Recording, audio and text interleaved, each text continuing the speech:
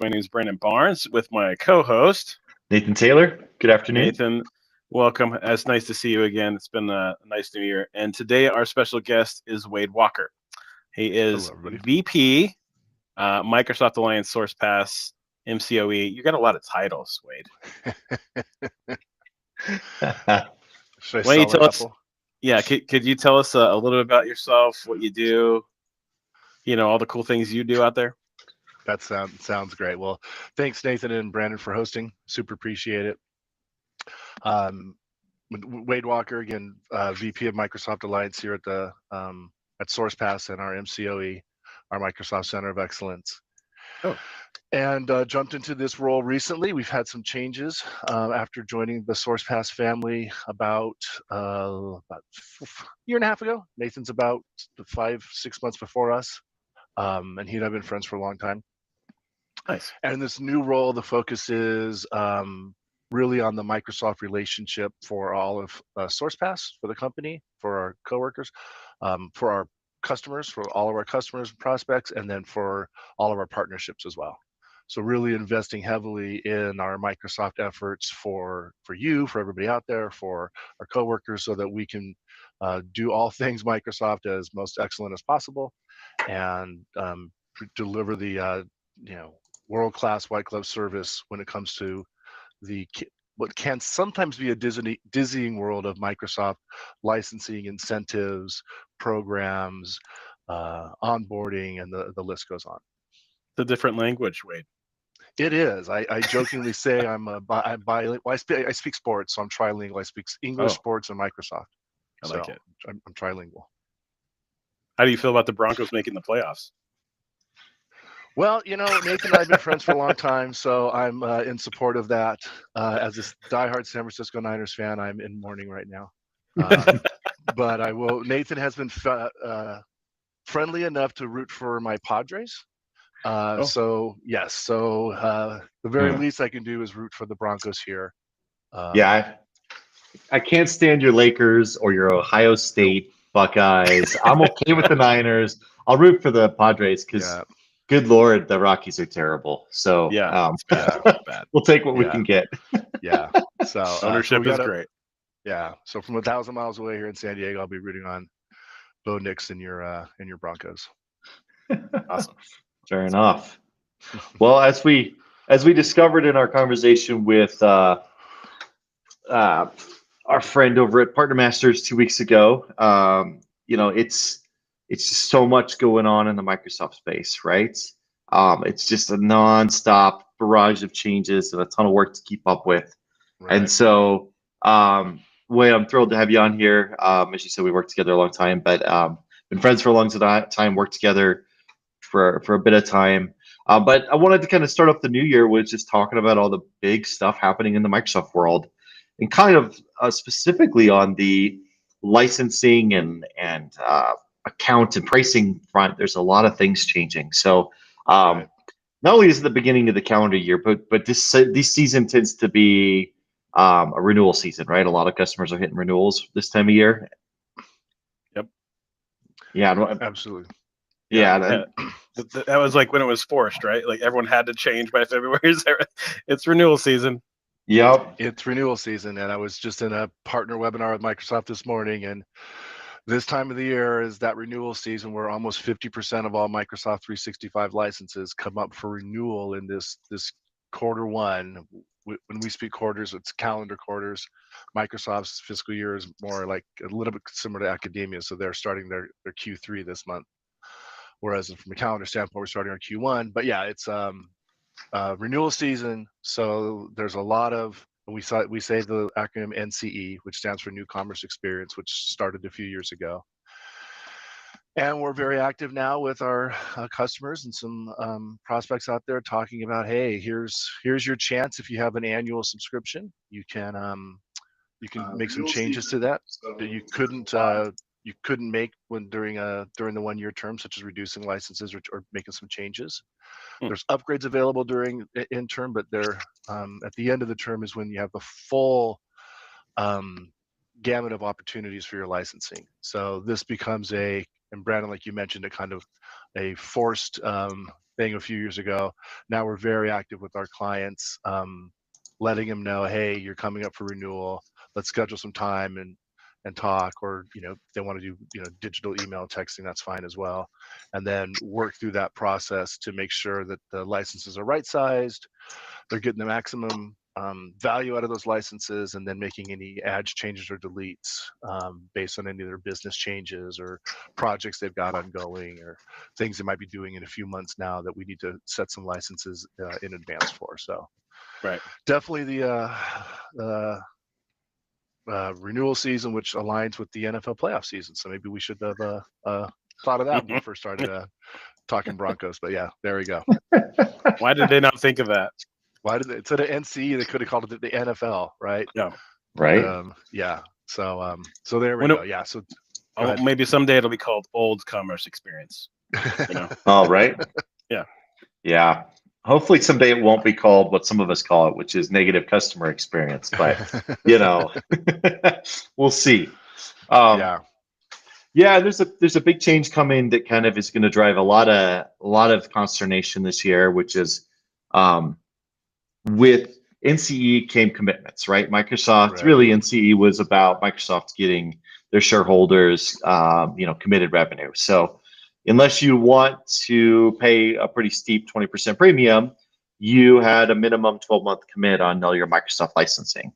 And you have flexibility to pay that up front or pay that annual or pay that monthly. And that's how it's been for the last 3-4 years. But a big change is coming on April 1st. And what's that change, Wade? Yeah. So coming April 1st, in addition to these NCE licenses we're talking about and your subscription renewal, and if you're familiar with your subscription, it might be called Microsoft 365 E3 or E5 or Business Premium or something like that. And it is important to note that each subscription has its own subscription term. We tend to make a lot coterminous for ease of management, but the conversation can get a little complex if we're dealing with 5, 10, 15 subscriptions for a customer. And then when we get into Q2 here, April 1st, and this is not an April 1st joke, not an April Fool's joke, there's a price increase happening. So there's an increase happening come April 1st for these NCE, these Microsoft 365 licenses.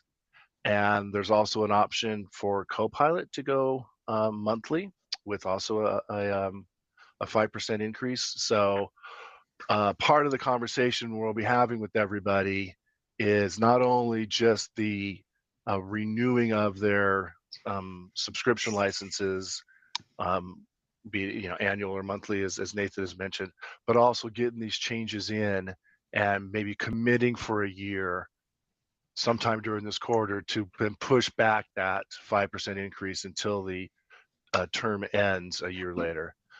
The way these price increases are deployed by Microsoft, the same thing happened 3 years ago when NCE was rolled out for Microsoft 365 subscriptions.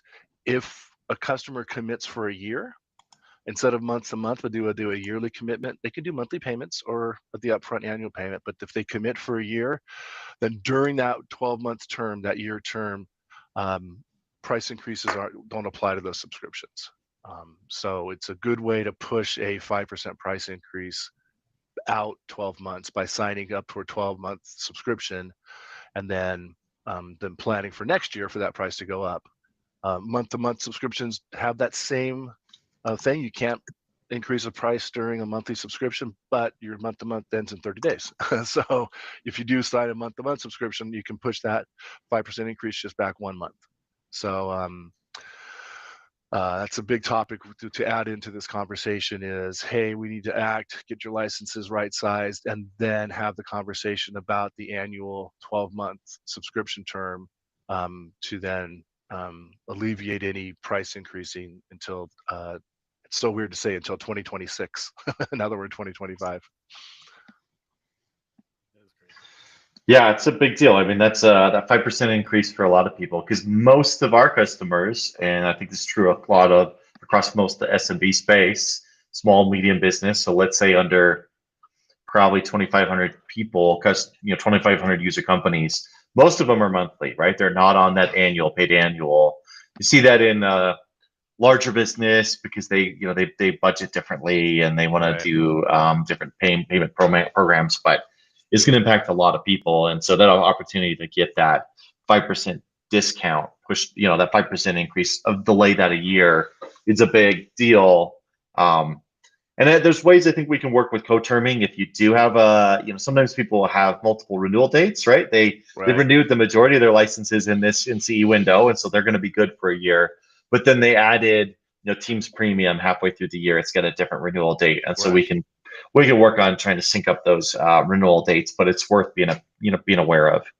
So. And one trick we've done in the past is, if a customer thinks they're going to sign in for a license, and they want to avoid that 5%, just sign up for that 1-year subscription with a quantity of 1.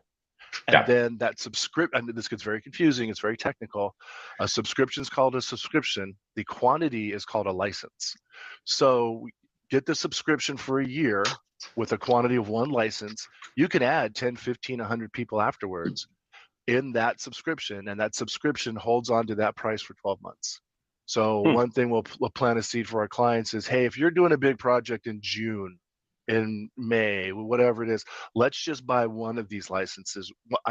One subscription right now with 1 license, and then we can add additional licenses during the 12-month term and not incur the 5% increase again until 2026. So to Nathan's point, there's some tricks to the trade of working on co-term scenarios, working on getting a subscription with a quantity of 1, and a few other tricks that we've learned over the years to help really, manage the costs for our clients here. Yeah. It's going to add up. It is. 5%'s a lot. Some of these companies are spending 40, 50 grand a month. 5% is a big change.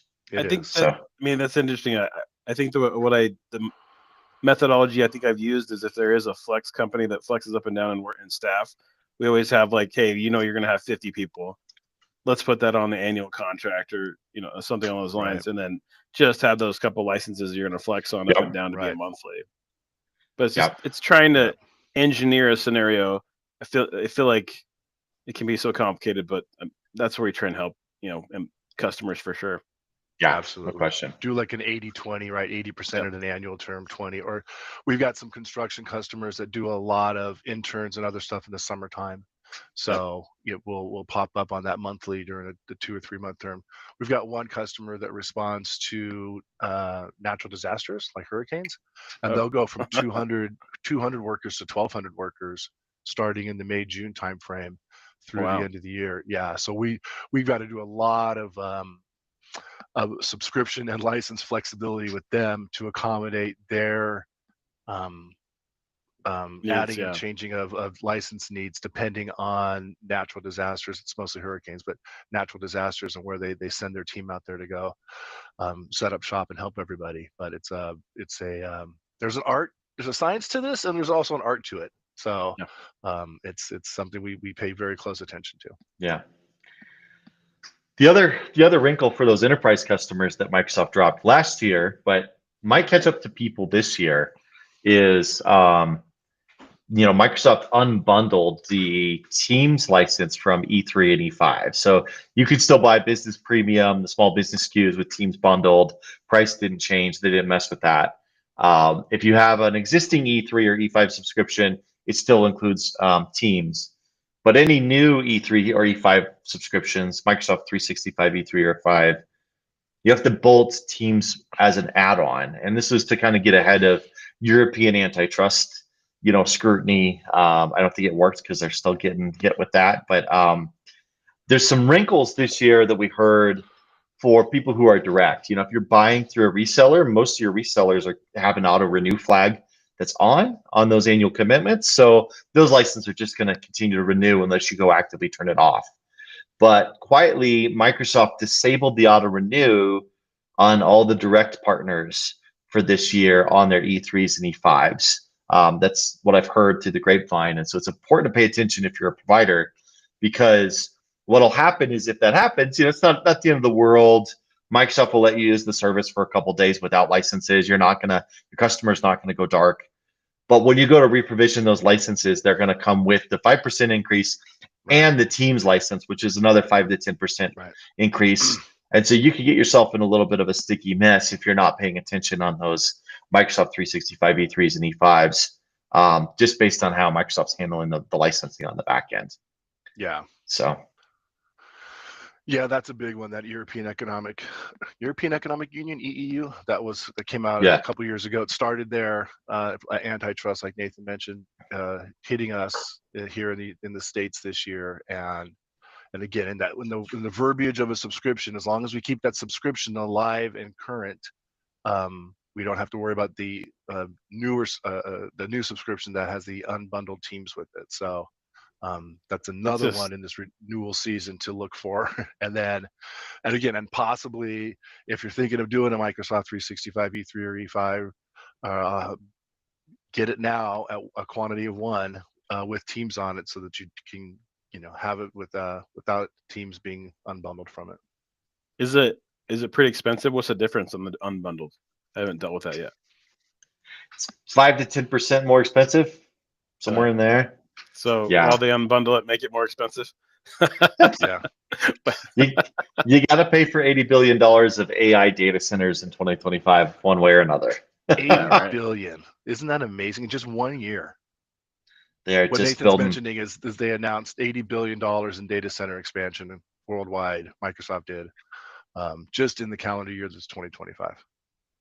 It's crazy. Can I borrow $80 billion? Or Brandon, do you have $80 billion in your pocket? Yes, sir. It's not real, but it's there. Yeah, man. Have you noticed how you like to use Copilot?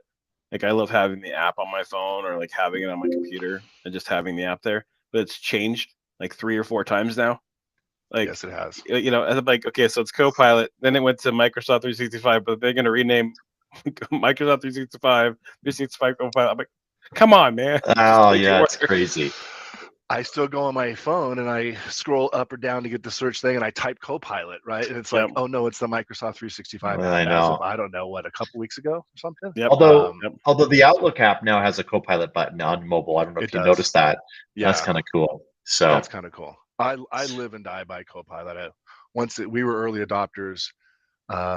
Nathan's team, my team were early adopters, and we've been using it for a while. And I have completely changed my world in the way I search, think. That's right. Analyze. I at $30 a month or $360 a year, I'm just like, it's so worth it because it saves me hours every week. So Wade, we did a challenge, okay? And I challenged Nathan to stop Googling stuff and start using like AI. Good for you. And it was like, hey, I don't want you to search, because even the other day I found myself doing it. I'm like, why am I Googling this? This is dumb. I was like, I could go to Copilot, or I go on my Google device. I have Gemini, right? Yeah. What is this? And it finds like 3 different areas from whatever I needed. I'm like, this is so much better. It like searches my search.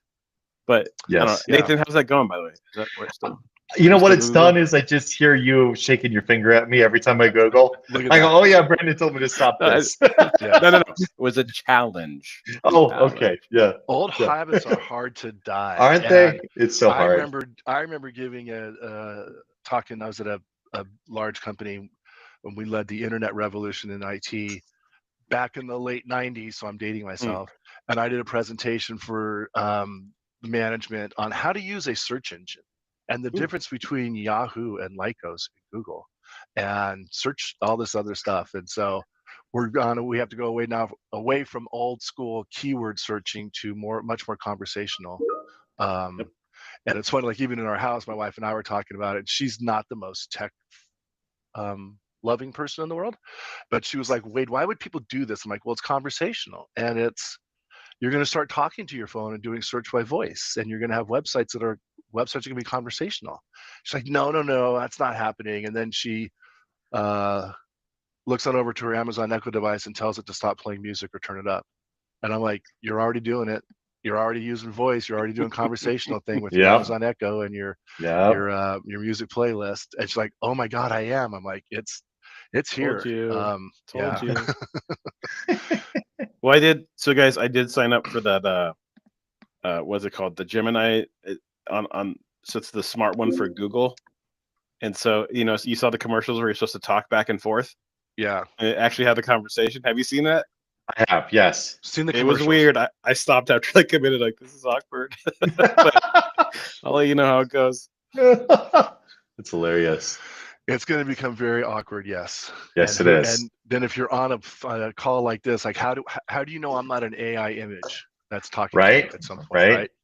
Yeah, it's coming. We're not there yet. We but were it's, yeah. we were talking about how we need to have a family safe word so that when you get an AI phone call, hey, Right. this is Dad and I've been kidnapped. Give me $1,000. Yeah, Well, what's the family safe word? That kind of thing. So, so Really? true.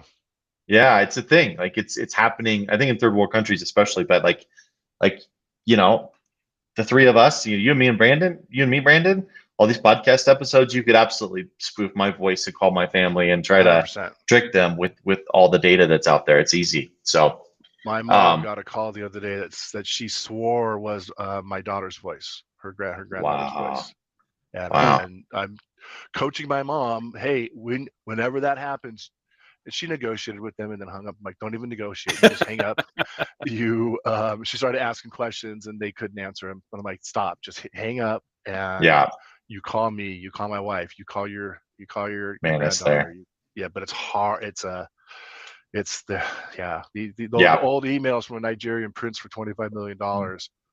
The new ones are just so amazing. So good. Right? It's Yeah. like, I really did win 25 million. I just have to send them 2,000. Right. Right.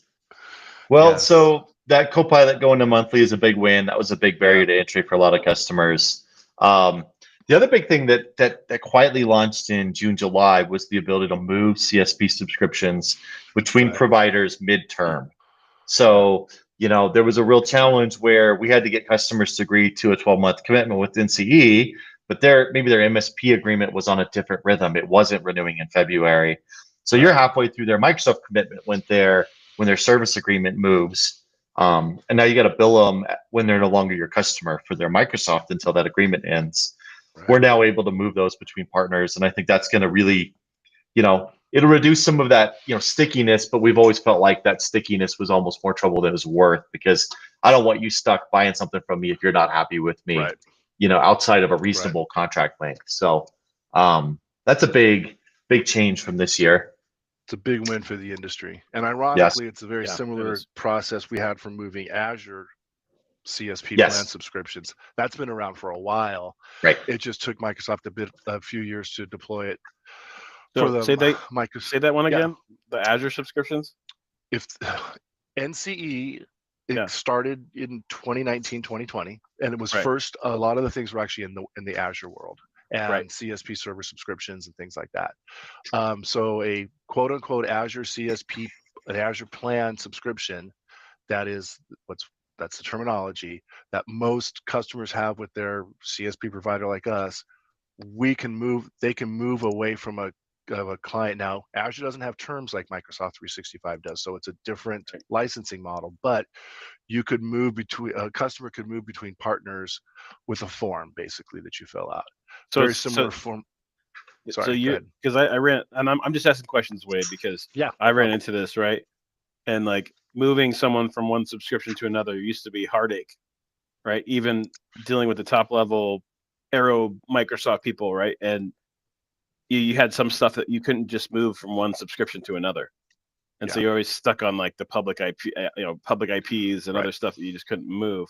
So are you saying you can move those subscriptions over? Yeah. So like the scenario I think you first described is what we call a migration, right? If we had to migrate from AWS to Azure, or from another Azure environment from another provider, you would have to quote unquote migrate, which is like moving a house, right? Moving everything from the house you're in to another house, and there's a significant level of effort. Whereas changing it's just like when you're in a house and you change from your cable TV provider to streaming, right? You just make a change and you switch. And this switch we're starting with Microsoft 365, which happened June, July last year. We're seeing more traction on that, and it's the same model that's been in place since 2020 or 2021 with the particular Azure subscriptions that are called Azure Plan CSP, which is the very common one in the CSP world. where you could just move that whole subscription from being managed by one partner to another. Yeah, that can be pretty hard. Oh, yeah. Yes. Migrate It used Yeah. to be. migrations. Yeah, migrations are a lot of work, especially if you've got dozens of virtual machines. You've got Yep. some Got to Kubernetes shut them activity, down and all these Website weird storage. stuff. Yeah, Oh yeah. yeah. And that like It's the just unmovable stuff that you can't move, so you have to like right. delete it and recreate it. It's a That You was nightmare. that was the public Yeah. IPs and other things that they had, and Right, I'm like, public IPs. Yeah. oh my yeah. goodness! Like there's certain things And you Yeah. just can't move. if Yeah. you've got reserved instances and Yep. reserved Oh, yeah. storage, yeah. So there's a lot to be done with that, but yeah, you can move Azure, and now within the past 6 months, we can do the same move process from one CSP Microsoft partner to another. And it's all form based. It's almost the same exact Microsoft Word form. It's the partner, you do it, you start it Oh, off really? with your partners, and the partners do the work of, they see the subscription ID and all the subscriptions and then Paperwork. Yep. paperwork. Yeah, it's basically a paperwork thing. Yep. So you don't have to pay for a moving van to move everything. Instead, it's a back-end paperwork, and then and there's zero, if it's done correctly, and that's the value of having a good partner, there's zero service interruption. So Nice. John Doe and Jane Doe will still be on their team's phone calls, sending emails, using Loop, using OneNote, and they won't notice that anything has happened if it's done correctly. So Wade, this is gonna be the funny piece, right?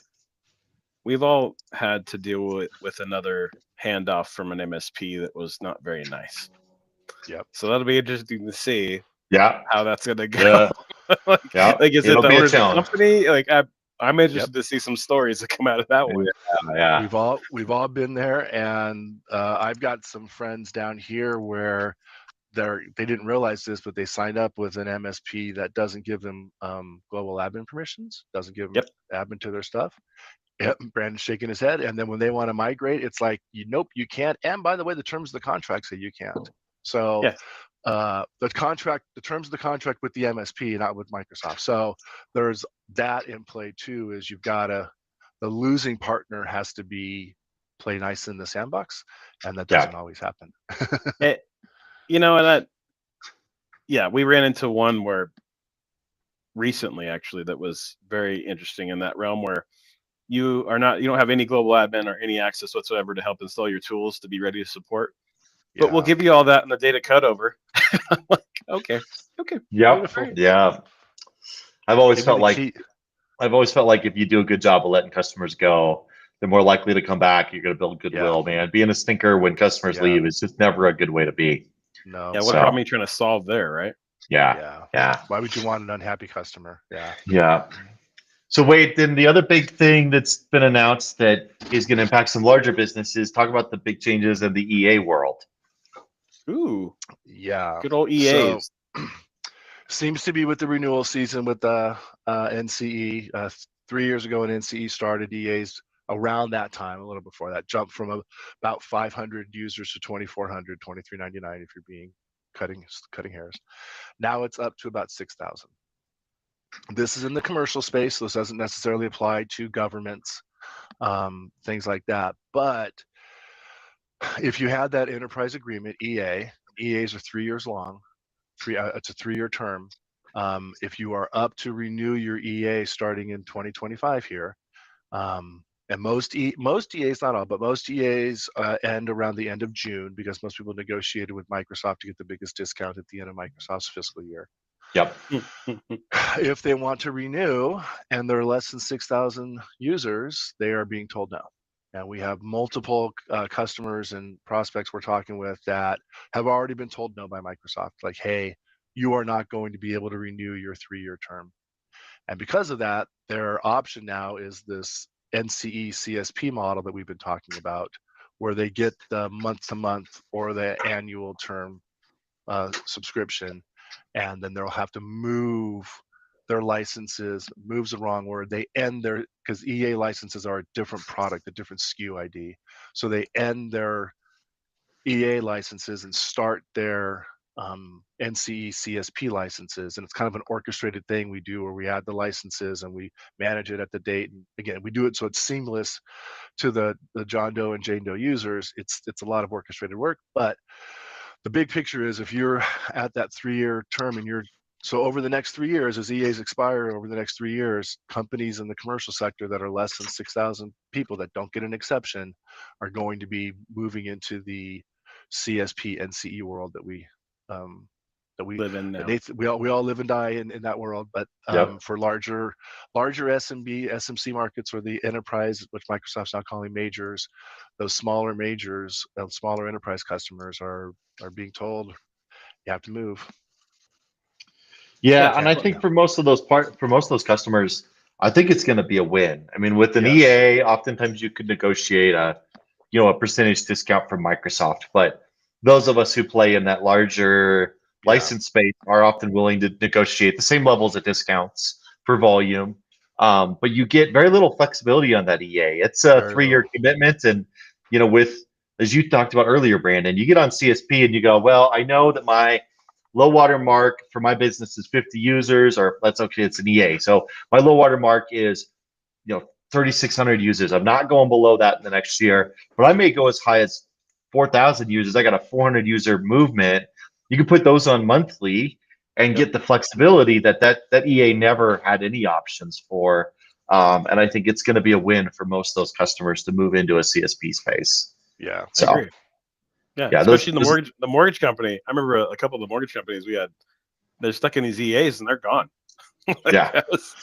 It's funny you say that. Yeah, we had a couple mortgage companies and lenders, and ironically, what for our customers that have EAs, they go to the minimum amount of EA quantity they can do, and then anything above the minimum amount they put into CSP. So they have the flexibility. But that mortgage sector over the pandemic just. The financial got rocked. You just feel so bad. It's like they bubbled and then all of a sudden, poof, gone. Yeah, just disappeared. I'm like, whoa. And they're some of our biggest clients, though. Yeah. They're accustomed to that, right? Because their world lives and dies on interest rates, right? So they're very accustomed to it. But I don't think anybody thought it was going to be what happened the past couple of years with interest rates. For sure. So sad. Yeah. Well, let's chat about a couple other things that come in. So price increases for server and Cal, Wade, for 2025. Yeah. So for the 2025, so this is called Windows Server 25. So we're all, Windows Server, and as I think most people know, Windows Server is released every 3 years. So there was 2016, 19, 22, and now this year, Windows Server 2025. The standard and data center versions, including their client access licenses, are going up by 10%. And then if you've got remote desktop service cows, they're going up 20%. And then Essentials, which we don't have a lot of customers with Essentials, but it's a really good product for a certain space. That one's going up 15%. So for people that are on 2022 and they don't have a software assurance or they didn't buy a CSP server subscription, and we can get into details on that later, but if they're buying a new 2025 that's not a subscription, not a software assurance, it's going to be a bump up from what it's been by a good 10%. So good to get that message out and let people know, hey, if you're looking for Windows Server, just go buy some in Azure. That's what Microsoft wants, right? That's what just call it out. Okay. Even just, then, don't worry about the license. Just go set it up in Azure. You're fine. But once you get into Azure, you go, this is expensive. And they'll go, well, you should buy that more expensive license and you can use hybrid use benefit and get it cheaper. So we're back full circle. Man. And even though it's tied to 2025, that's basically any new servers you want to add. You may be still standardized on 2022 or 2019. You're still probably, if you have to add a server, you're adding licenses and they're only really selling 2025 going forward. And you just have those backward compatible license keys. So, it's just part of the rhythm of price increases as things come. But Then the final big thing for this year, we've talked about this a couple times, is Windows 10 end of life. That's going to drive a lot of change in our space this year. Yeah, and ironically, it's on my wife's birthday, October 14th. So I better not forget my wife's birthday, and I shouldn't talk about the end of life much more than her birthday. But for the purpose of this conversation, yeah, Windows 10 end of life is in October. So for those that are on Windows 10, it's now the Windows 11 discussion, and looking at some of the, and some of the newer computers and laptops that are coming out are amazing. Nathan and I got some Copilot laptops or Copilot Pros. I mean, they've got like 10 cores on them, and they come with Windows 11, obviously, and they've got Copilot built in, and they've got GPUs for processing, NPU, which I had to look up, a neural processing unit for doing the AI activity.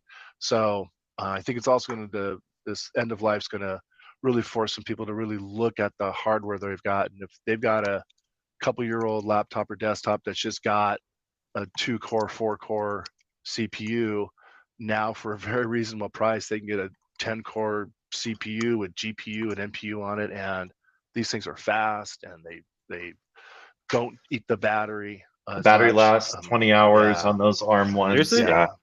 Yeah. Yeah, I like the new ARM-based Copilot Plus PCs have 20-hour battery life. It's amazing. I'm gonna And look it's, this up. and it's funny, we know for years we hear about the Intel PC and this. It's a Qualcomm Snapdragon CPU. Yeah. I never Right. thought I'd be running a laptop that is a Qualcomm Snapdragon It's crazy. processor. Just Yeah. wild. So I think they're going to go hand in hand. A lot of upgrades are going to force hardware. The Windows 10 end of life is going to force some hardware Yep. upgrades. Yep. When that doesn't happen, then it's really, hey, we got to get you to Windows 11. Yeah, because the Windows 10 upgrade, to Windows 11, if your hardware doesn't have the right TPM chip or isn't on the compatibility list, you just can't upgrade to 11, and you're gonna have to buy new hardware. And I think that's going to impact 25-30% of corporate fleets. There's an option for extended support, so you can get an extended support license. They have a personal license that you can buy, and they have a business license you can buy, and so you'll continue to get those security updates. But I think the business license is like $60 for the first year, 120 for the second year, 180 for the third year. So they're really trying to get people to upgrade, and I think that's going to drive a lot of change in the market and a lot of hardware sales. Yeah. So I couldn't agree more. Yeah. Yeah. Well, always lots of interesting stuff to talk about on the Microsoft stuff. They keep us busy. Nothing stays the same. No. For all the acronym changes that Microsoft makes every year, I'm surprised the NCE acronym hasn't changed. Right? Now you've spoken it out into the ether. It's going to happen. I did. Yes. I did. It's OCE. Old Commerce Experience. Commerce Experience. That's what it'll be. Or we could do OGCE, right? Right. Be I like something that, cool like Brandon. that. Like that. You're on the marketing team, aren't you? Shh, don't tell anyone. He still wants to claim he's a nerd, but he's a marketing guy now.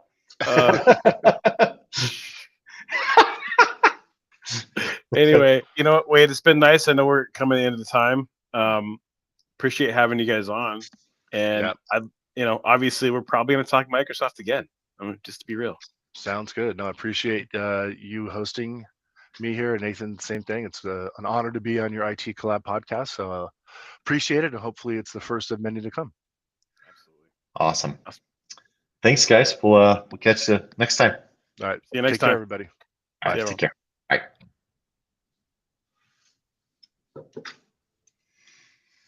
Nice work.